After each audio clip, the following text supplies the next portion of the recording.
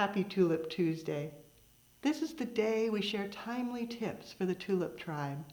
Today, a quick and easy way to do your foliage and your designs, to work fast and efficient.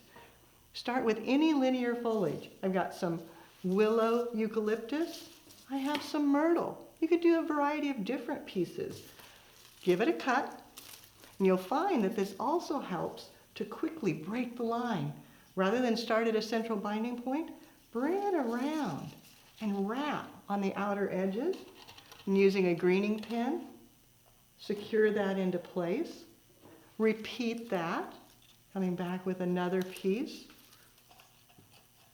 Coming in at the side, wrapping it around, securing with a greening pin. And you can do that with the second foliage, just to get a little fuller look.